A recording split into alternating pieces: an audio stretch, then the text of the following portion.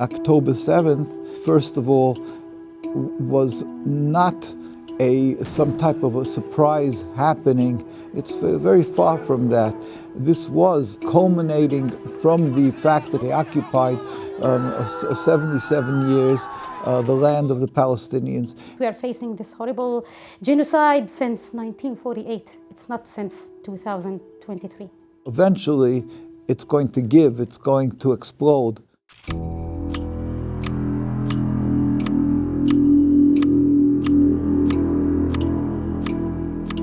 When my grandmother was 6 years old and she was forced to leave Lid, her country, because of the massacres that were being in Palestine at that time in 1948, she had to move from Lid to refugee camps in Ramallah, in Bitunia, in Jalazon, and then they stayed in Jericho. There weren't any October 7th at that time. And also in 1980, when she was killed along with her daughter and along with her other two relatives, it was not October 7th. And after that, when her home was demolished because two of her children were very angry because she was killed and they threw some rocks on one of the settlers' buses, they were sentenced for 5 years in jail and their home was also destroyed. There were no 7 October at that time.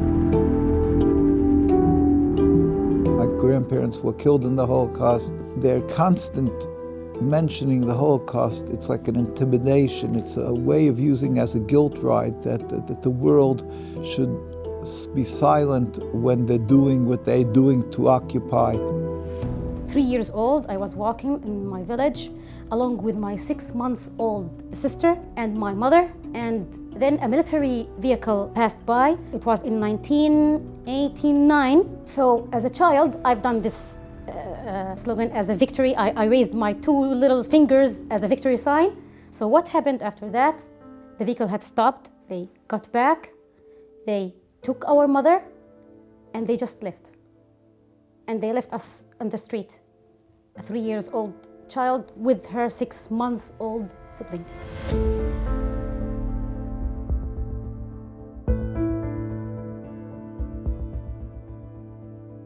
Every day is worse than the day prior. Every day is like an ingenious, satanic oppression of the Palestinian people. And as a Jew, it is abhorrent, it is revolting, it is totally contradictory to the whole concept of what it means to be a Jew, what our covenant with God is.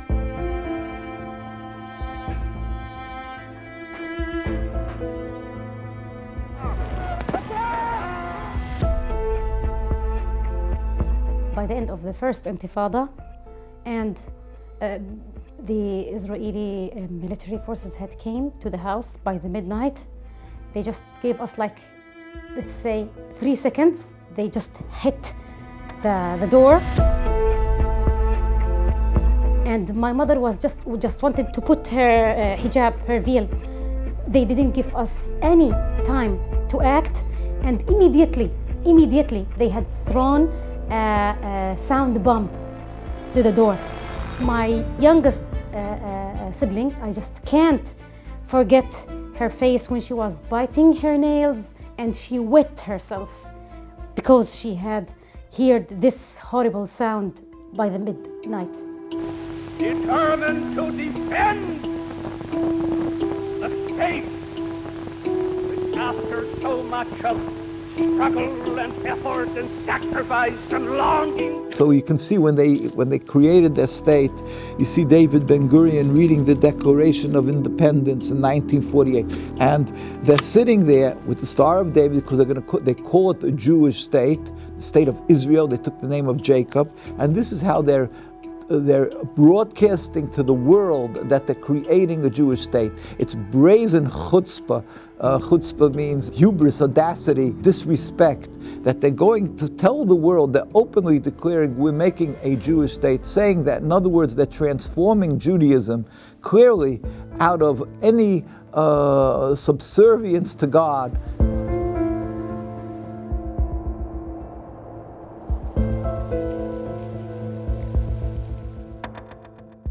Yeah, it's the first time that I'm saying this, but I don't know if I can,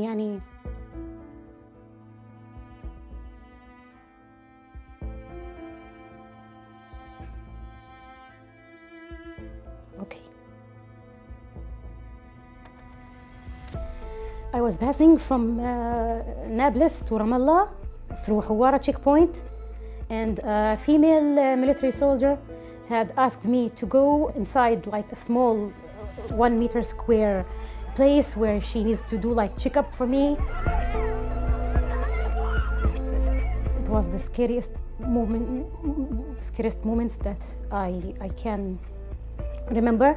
She asked me to remove my clothes one by one, and she said, no, you need to remove your pants because I need to check if you have bumps behind them. I told her, how can I do such a thing?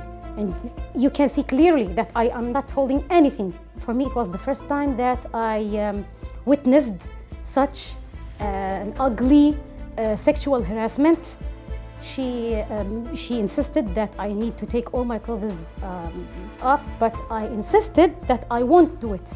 And I started raising my voice, and I asked her, go and bring your supervisor or anybody. I will not do it. And I was, inside me, there were too many emotions. I was afraid and I was shocked, but at the same time, I had a lot of courage to say no. You're watching people being murdered, and you stand up and you say, wait, stop, what's going on here? And so you're an anti-Semite? You know, it's an insult to people, to humanity. They see what it means when you say anti-Semitism. It means nothing. So they've watered down totally the whole concept of anti-Semitism. Every year they would be going out on the streets and pleading, and they would say, stop terrorist Zionist massacre in Gaza, and then so forth in Palestine. And the reward for that is, by the way, they spray them with chemicals, and they brutally beat them, whether it's children. They drive into them with horses, with cars, smash their heads. Here you see them choking them, and this is the army. And if this would happen in any other country, it would be, everybody would yell, scream, this is anti-Semitism. Palestine is with us every day, every night. We write a lot of articles, books, we do films, we do a lot of things about Palestine. We know it's not enough, but that's the thing that we can do as individuals, as people.